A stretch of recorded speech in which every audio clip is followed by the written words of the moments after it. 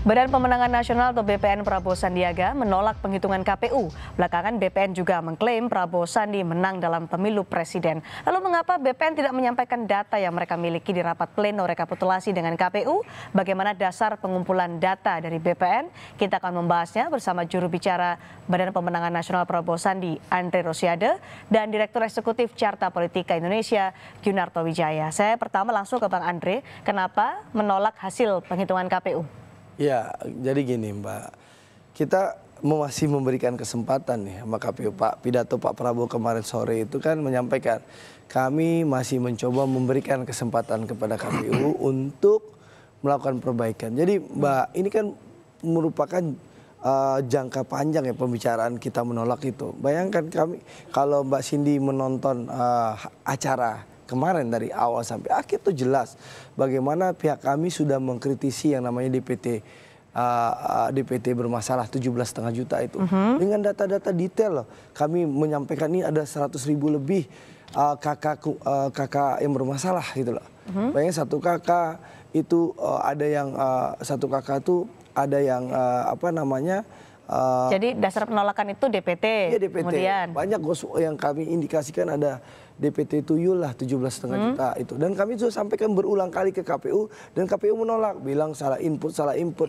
Kami cek nggak ada salah input. Misalnya kami cek sama tim salah satu televisi juga. Bayangkan satu TPS ada yang 1 Januari tahun 49, ada satu TPS. Bang Andi, tapi DPT ini kan sebenarnya sudah di awal ketika pemilu ini sebelum dimulai dan sudah diterima oleh kedua pihak 01, 02. H-3 kami masih datang ke KPU mengkritisi DPT. Itu satu ya. Jadi KPU sih enak sekarang. Ayo kita adu data sebatas itu aja. Kami sudah ngasih datanya. Ini loh. Bahkan ada 19.000 TPS bermasalah kami kasih datanya. Apa yang kami kurang kasih data. Sudah dikasih. Tapi mereka selalu dengan sederhana. Ya silakan masukkan nanti kami pelajari. Sama seperti rekapitulasi. Saya mau bicara soal Mas Wahyu tadi. Contoh ya di Jawa Timur. Rekapitulasi yang ada di berjenjang dari kecamatan kami sudah sampai minta mana C7-nya mana kami bilang. Mereka nggak mau kasih sampai tingkat provinsi. Ya itu sudah disampaikan pada saat rekapitulasi. Setiap kami protes pihak KPU hanya sederhana. Kalau mau protes silakan tulis. Ya, karena kalau jadi mereka berprinsip, mohon maaf dengan segala hormat, terindikasi berprinsip seperti ini.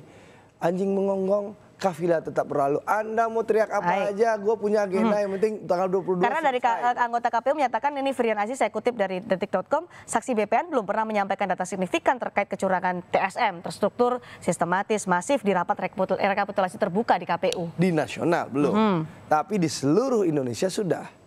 Ya akhirnya apa bedanya? Karena gini Mbak, kita sudah menyampaikan semuanya, catat saja, sampaikan saja. Mereka nggak nanggapin. Jadi mereka kan yang saya sampaikan, biarkanlah anjing mengonggong, kafilah tetap berlalu. Itu pola prinsipnya mulai dari DPT bermasalah, pemilih tuyul, pemilih hantu, sampai situng yang bermasalah kami sampaikan. Mereka cuek. Lalu rekapitulasi kami protes, mereka cuek. Jadi yang ditolak ini pileg atau pilpres? Loh, kita menolak kecurangan yang terstruktur, sistematis, dan masif, bahkan brutal, yang mayoritas terjadi di pilpres. Di pileg memang banyak kecurangan, tapi kasuistik misalnya. Kecuali di Sumbar mungkin nih, karena menang gede sudah. Nggak, di Sumbar itu karena saya sudah bilang Bupati Wali Kota itu gerbong kosong, gagal meyakinkan rakyat dan gagal menyerap pilpres berarti ya yang ditolak ya, Mas Toto, yang ditolak pilpres tapi pileg tidak. Menurut Anda gimana? Pertama, 3 hari pertama, mungkin sampai sekarang quick count dianggap bermasalah, abal-abal, sihir sains.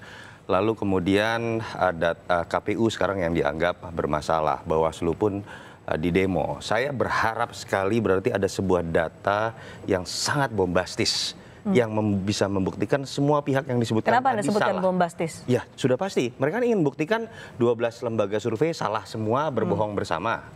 Ingin membuktikan juga situng KPU dan rekap berjenjang KPU berarti salah semua. Rekap berjenjang loh. Yang ada dari TPS sampai sekarang sudah di level provinsi misalnya. Jadi datanya saya harapkan bombastis sekali ketika kemarin mereka expose. Sayangnya, pertama, data yang mereka buka katanya dilandaskan pada C1, kok baru 54%. Dulu beberapa jam kerja 17 April Pak Prabowo sudah sujud syukur dengan mengatakan dalam beberapa jam kerja saja sudah ada 300.000 TPS yang mengindikasikan saya menang 62%. 17 April Kok ya. bekerja sudah hampir sebulan hanya nambah 144.000 TPS. Itu pun banyak yang kemudian kalau kita lihat bisa ada kejanggalan. Ada bisa dilihat bagaimana urutan perkembangan data dari 81.000 TPS bulan April, lalu 120.000 TPS dan segalanya. Ada data yang menyebutkan 100% kalau di jumlah 01 dan 02. Tiba-tiba di ujungnya 444.000 TPS disebutkan ada 1,62% suara tidak sah. Itu sudah pasti janggal. Tapi saya tidak tahu apa, Bung Andre lebih mengerti. Oke, kenapa kemudian tadi disebutkan Poin ada... saya adalah bagaimana mungkin hanya dengan 54% data masuk sudah bisa menyimpulkan situng salah yang angkanya sudah 83%. Jadi gini. Menyimpulkan rekap salah, menyimpulkan quick count salah. Itu saja sih. Tapi moga-moga ada penjelasan yang lebih Datanya kompleks. seperti apa sebenarnya yang dimiliki Hitung BPN? salah. Ini sedang bersidang di Bawaslu. Bahkan Kamis kemarin saksi ahli kami sudah menyampaikan dan itu tidak disanggah sama sekali oleh KPU. KPU hanya tergagap. Ya, bagaimana kita menyampaikan ini ada perubahan-perubahan, data inputnya tidak benar, inputnya salah. Jadi itu sudah di sidang Bawaslu dan kami yakin dalam sidang Bawaslu nanti menyatakan situng ini bermasalah. Kita akan buktikan. Jadi ini untuk menjawab ketakutan Mas Toto dan kawan-kawan bahwa kami akan melakukan makar. Jadi kami akan melakukan makar. Lalu juga narasi-narasi yang dibangun, mohon maaf, aparat keamanan bilang seakan-akan ini kami pelaku makar. Padahal pendukung Pak Prabowo ini jenderal-jenderal kita tidak ke makar. Kita tidak ke makar, Bang Andre. Kita masalah data. Kita tidak ke makar karena ini masalah data. Supaya komplit. Karena sekarang tuh lagi tren tuh makar. Oke, tapi ini masalah tadi disinggung oleh Mas Toto adalah data. Data dari BPN sebenarnya seperti apa? Apakah benar 54% dari 400.000 sekian TPS atau seperti sekaligus apa? penjelasan robot itu bisa apa gitu kemarin? Jadi, saya nggak tahu, baru dengar juga ada robot. Ada 1,4 juta. Jadi gini Mbak, kita banyak kesulitan yang kami alami di lapangan. Jadi kami sudah menerima sekitar 1,4 juta C1 sebenarnya dari relawan dan tim. Dan itu kan semacam raw material. Harus diverifikasi kebenarannya. Kan bisa saja ada C1 yang sengaja dirubah, lalu ada C1 yang ganda, sudah terkirim, itu harus diklarifikasi. Nah, itu butuh waktu. Nah, setelah terverifikasi dan aman itu, sementara itu yang tadi yang disampaikan oleh Pak Prof. Laude itu sekitar 400.444. Memang di situ kemenangan Pak Prabowo baru unggul waktu itu 54%. Saya rasa ini hal yang objektif ya. Jadi memang waktu Pak Prabowo menyampaikan kemenangan 62% itu di saat waktu itu data 40%. Sekarang memang naiknya nggak terlalu banyak karena memang kami memastikan jangan sampai C1 kita yang kita pakai ini ada yang bermasalah. Dengan itu, dengan angka itu terjadi bahwa itu memenangkan pemilu presiden. Kita sampai saat ini alhamdulillah dalam C1 kami unggul gitu. Dan ini kan terpantau dalam rekapitulasi berjenjang di berbagai. Kalau kita jujur ya, sementara ini kita lihat pleno-pleno di KPU, itu Pak Prabowo mayoritas memenangkan provinsi di Indonesia. Jadi kalau pemilihannya seperti Amerika, Prabowo sudah menang electoral vote. Lebih banyak provinsi yang menginginkan Prabowo dari mana. Per kemarin saja dari 19 provinsi Prabowo hanya menang di 6. Itu satu. Saya nggak tahu datanya Bang Andre dari mana. Itu rekap berjenjang loh.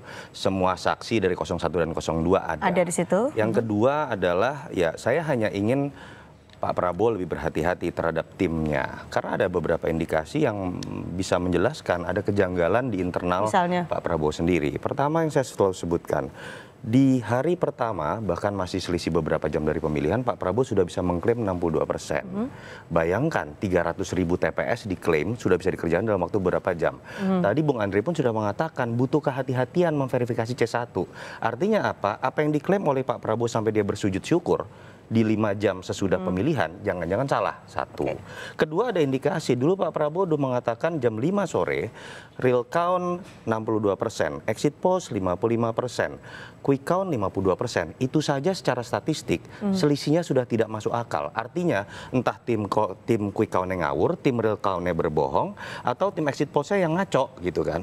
Nah, saya berharap Pak Prabowo tidak kemudian menggunakan tim yang sama, yang di hari pertama saja sudah terindikasi bermasalah.